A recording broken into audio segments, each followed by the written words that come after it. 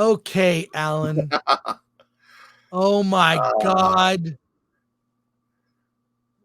Go for it. Okay, so this was the Mystery Movie Monday at Regal. And you told me about it, and I said, okay, I'll give it a shot. And this is what I got. So, Babes, we have Ileana Glazer, Michelle Buteau. Let's see. Michelle is pregnant. Her character is pregnant, about to give birth. Michelle and Ileana's characters, they're best friends. And she's kind of sensing that there's a separation between the best friends because Michelle is having a family, having a baby, and Ileana Glazer is on her own. So after a one-night stand, she gets pregnant herself, and this movie is about that pregnancy. It takes us from start to finish. It deals with the friendships between her and Michelle's character. And all hilarity ensues. There's a lot of everything disgusting that you can associate with childbirth is in this movie. Weirdly enough, I think Michelle's character is disappointed that the Ileana Glazer character didn't have an abortion. But it's all about friendship. And this is one. I will say this.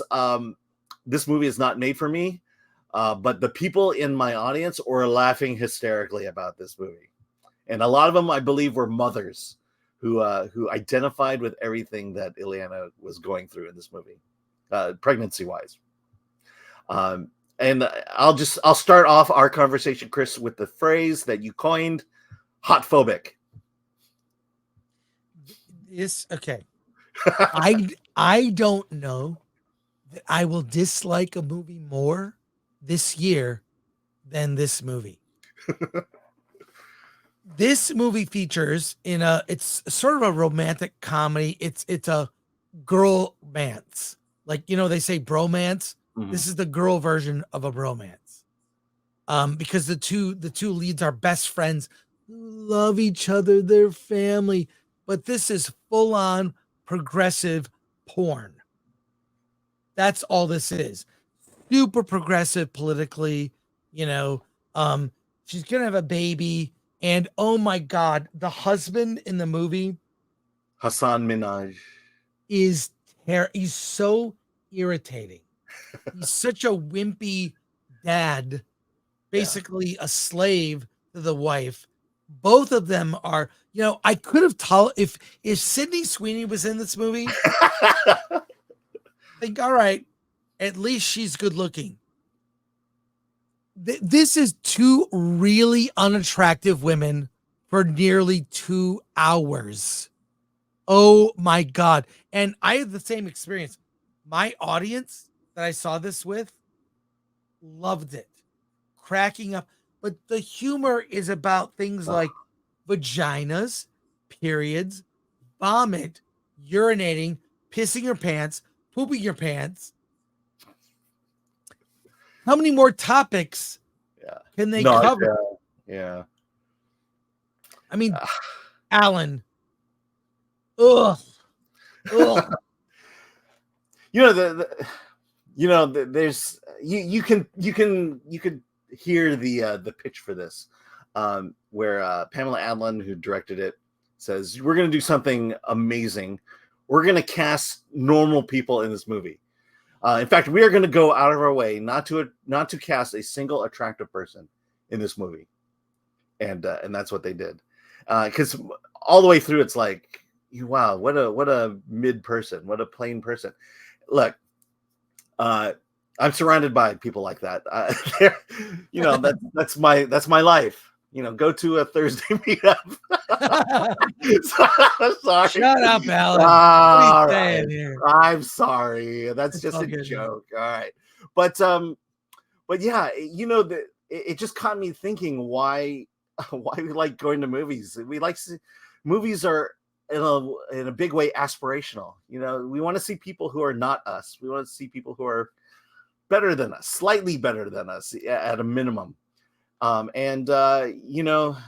Is this becoming a trend? Are we gonna see we can't have attractive people in movies anymore? I mean, and also, just it's supposed to be a comedy. You should be funny. There was one funny thing in the movie that I thought worked for me. Okay. I remember. Go ahead. Okay. Well, tell me yours. No, I remember laughing once, and I don't remember what it was. Well, the thing that made me laugh was the doctor. His hairstyle changed every time she saw the doctor. He was like, "I'm trying out something new," and it was just bad.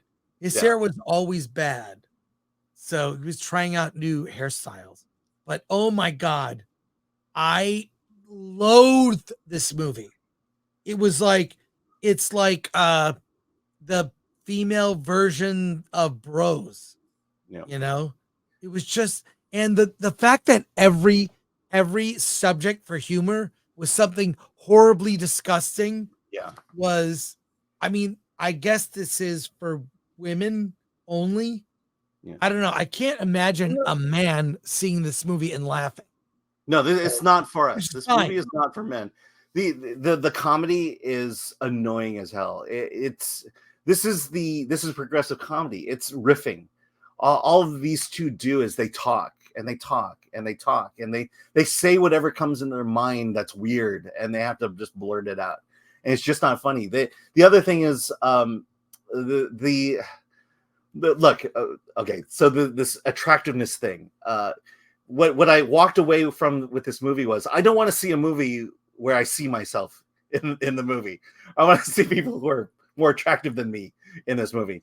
The other thing is, this is, I don't know any people who act like this, in the sense of everyone in this movie is super supportive of one another. No one has a bad thing to say to another person. If something goes wrong, it's like, oh, you know, you're the queen, you know, and I'm like, who affirms people this much anymore? Have they ever?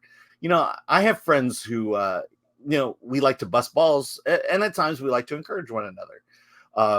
You know, this is just, to me, not real. I don't know people like this, and in fact, if I knew people like this, I'd want to run.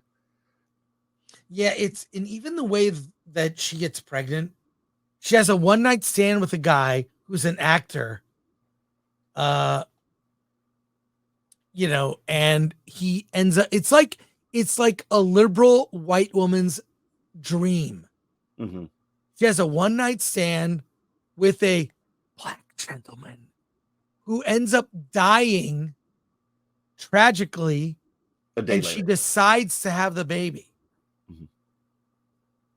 It's so, I just was cringing. What made it worse was the audience laughing, and me sitting there in my chair. I'm like this the whole movie.